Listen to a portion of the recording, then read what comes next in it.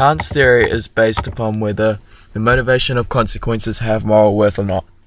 For the motivation to have moral worth, it cannot be driven with emotion and/or desires.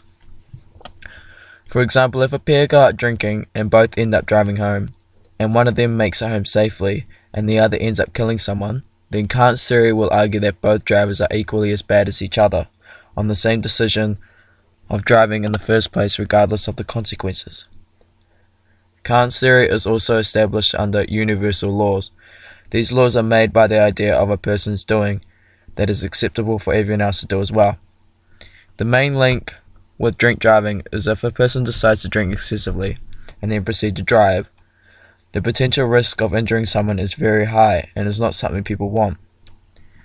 This means that it is not a universal law because not everybody agrees that it is an action that you would want if you were on the receiving end. So to act under Kant's ethics, people must buy this product for the purpose of duty. This includes buying it for the reason to keep people safe.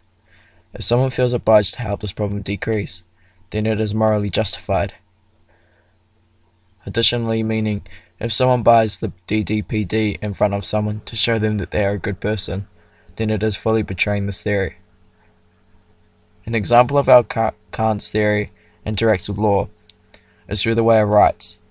One of these rights can be an entitlement right, which is founded from the concept of someone positively or negatively being affected from an action.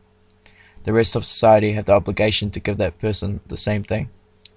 Another example of this is that if someone does something wrong, then the rest of society also have the obligation to prevent it from reoccurring.